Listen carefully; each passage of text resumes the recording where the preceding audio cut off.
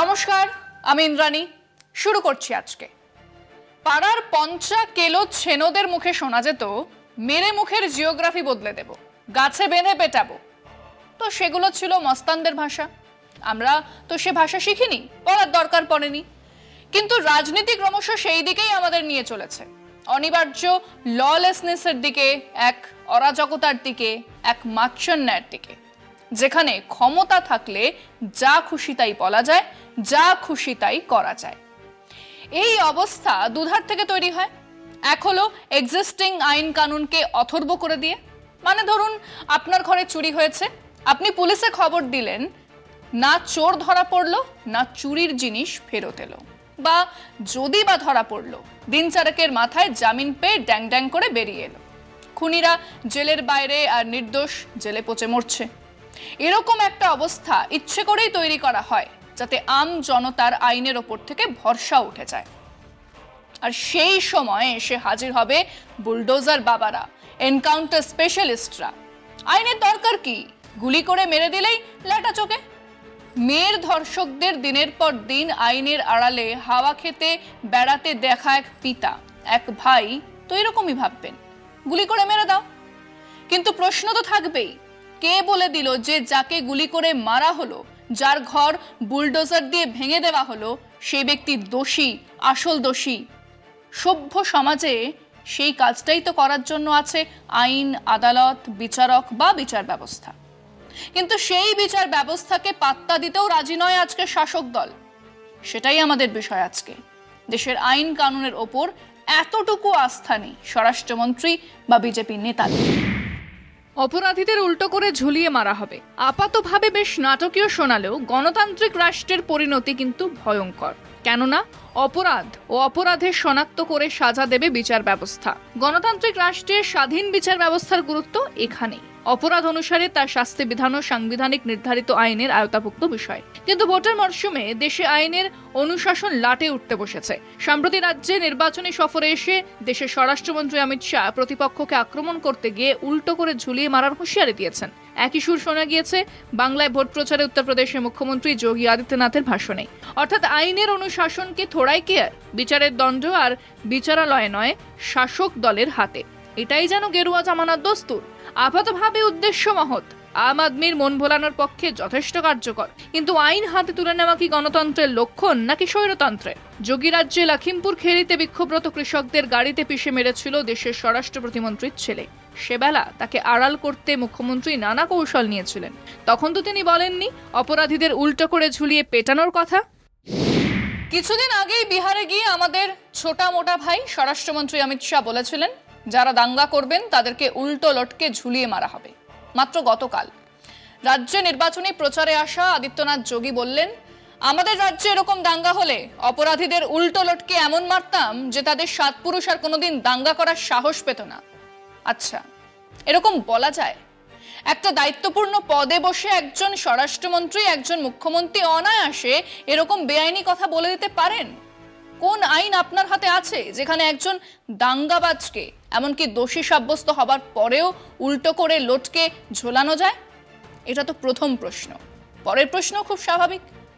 একজন এমপির, একজন মন্ত্রীর ছেলের গাড়ির চাকার তলায় সবার সামনে 4 জন কৃষককে চাপা দিয়ে মেরে ফেলার পর তাদের লটকানোর কথা কি বলেছিলেন যোগীজি? লটকে ধোলাই দিয়েছিলেন? হাথরসের ওই জঘন্য অপরাধীদের বেলায় উল্টো করে ঝুলিয়ে মারার কথা বলেছিলেন যোগীজি? খুঁচিয়ে পিটিয়ে সংখ্যালঘু মানুষকে জয় শ্রীরাম বলার জন্য যারা বাধ্য করে, তাদের উল্টো করে ঝুলিয়ে ধোলাই দেবার কথা ভেবেছেন যোগীজি? এ রাজ্যে এসে জ্ঞান না দিয়ে নিজের রাজ্যে সেগুলো প্র্যাকটিস করুন না। ক্ষমতা দেখাচ্ছেন সংখ্যালঘু কুঁকড়ে থাকা ভীত সন্ত্রস্ত লোকজনদের ওপর। একবার শক্ত মাটিতে আঁচড় কেটে দেখান না। সারা রাজ্য জুড়ে এক বিশৃঙ্খলা, আইন তাকে রাখা আছে, মাফিয়ারা ঘুরছে খোলা ষাঁড়ের মতো, আর যোগীজি এসেছেন এই রাজ্যে উল্টো ঝুলিয়ে ধোলাই দেবার দাওয়াই নিয়ে। ন্যাশনাল ক্রাইম ব্যুরো তথ্য বলছে এই বাংলার থেকে উত্তরপ্রদেশে আইন শৃঙ্খলার সমস্যা অনেক বেশি। কলকাতা দেশের অন্যতম নিরাপদ শহর, কিন্তু তবুও তো সমস্যা আছে, গাফেলতিও আছে। কিন্তু তার কথা একজন ছেনগুন্ডার গলায় আমরা শুনতে যাব কেন? রামনবমীতে বেশ বড় রকমের দাঙ্গা বাঁধানোর পরিকল্পনা ছিল। সেটা লাগলে উনি আসবেন, উল্টো ঝুলিয়ে মারার দাওয়াই দেবেন, এগুলো স্ক্রিপ্টে ছিল, কিন্তু হয়নি। সামান্য কিছু টেনশনে মুহূর্ত ছাড়া সেদিনগুলো কেটে গেছে নিরাপদেই। কিন্তু উনি সেই পুরনো স্ক্রিপ্ট মুখস্থ করে এসেছেন, আওড়ে যাচ্ছেন। এক দাঙ্গাবাজের মুখে আইন কানুন শান্তি নিয়ে কোনো কথাই শুনতে রাজি নই আমরা। আমাদের দর্শকদের জিজ্ঞেস করেছিলাম, একজন স্বরাষ্ট্রমন্ত্রী, একজন মুখ্যমন্ত্রী আইন নিজের হাতে নিয়ে দোষীদের উল্টো বেঁধে মারতে পারেন কিনা। 2, নিজের রাজ্যে কৃষকদের গাড়ি চাকার চাপা দিয়ে মেরে ফেলে যে গুন্ডা, তাকে উনি ওই উল্টো করে বেঁধে ধোলাই দেওয়ার কথা বলেননি কেন? শুনুন মানুষজন কি বলেছে। ভারতবর্ষের যে সরকার চলছে এখন, সেই সরকারের যিনি হত্যাকর্তা বিধাতা, তিনি নিজেকে ভাবছেন হাইকোর্ট সুপ্রিম কোর্টের ঊর্ধ্বে, মানে তিনি যেটা করবেন সেটা সঠিক, অন্য যদি কেউ করে সেটা কিন্তু বেঠিক। আসলে আমরা কথাই শুনেছিলাম যেটা, যে হাতির দেখানোর দাঁত এক আর খাওয়ার দাঁত এক। রাজনৈতিক নেতাদের এটাই এখন স্বাভাবিক সত্তা হয়ে গেছে। ওরা এটা তো মানুষকে চাইছে বিভ্রাট করার জন্য, এবং বিভ্রান্তি করে যাতে এখানে মানুষকে মমতা বন্দ্যোপাধ্যায়কে বিচ্ছিন্ন করতে পারে, অভিষেককে বিচ্ছিন্ন করে, তার জন্য এটা না, এটা একদমই মনে হয় না। এটা তিনি খুব খারাপ কথা বলেছেন, এটা তার বলা উচিত হয়নি। আমাদের যে আইন নিজে হাতে তুলতে উনি পারেন না, যে যা খুশি করবে সেটাও চলে না। নিজে আইন না, আমি জানলাম না, পুরো প্রুফ হলো না, তাকে শাস্তি করাটা তো ঠিক না। আদিত্যনাথ এবং আমাদের স্বরাষ্ট্রমন্ত্রী তাদের নিজেদের রাজ্যে যেসব ঘটনাগুলো ঘটছে সেগুলো সম্বন্ধে তারা কোনো রকম বক্তব্য রাখছে না। আজকে যে পশ্চিমবাংলায় যেসব কথাগুলো বাণীগুলো ভুলে গেছে, সেগুলো কি ঠিক বলেছে? প্রশাসন রয়েছে, তার জন্য একজন স্বরাষ্ট্রমন্ত্রী প্রশাসনের কাজটা যদি সাধারণ মানুষকে করে নিতে বলে, তাহলে সেটাতে আইন শৃঙ্খলাই ভেঙে পড়ে। এটা কোনোভাবেই উচিত নয়, এটা ধিক্কারজনক। আইনের কাজ আছে, কানুন করবে, পুলিশদের ব্যবস্থা আছে, পুলিশরা ধরবে, ওকে যা ডিসিশন নেবে। কিন্তু আমাদের এখানে আপনি এমন একটা ব্যবস্থা বলুন, এমন একটা বিভাগ বলুন যেখানে সোজা করে চলে সব। তো যেখানে সবই উল্টো চলে, তো সেটা উল্টো করেই তো করতে হবে না, উল্টো করে না করলে সোজা হবে কি করে? একজন মন্ত্রী বা একজন স্বরাষ্ট্রমন্ত্রী যদি নিজের হাতে আইন নিয়ে নেয়, তাহলে দেশের আইন ব্যবস্থা কী জন্য? অন্য স্টেটে গিয়ে বলতে পারবেন না, নিজের স্টেটে যা বলবেন বলতে পারবেন, ও ওখানে মেইন মুখিয়া। রাজনীতি নেতা বলে কি ও সব কিছু করে নিতে পারবে? সেটা আমরা কেউ মেনে নেব না।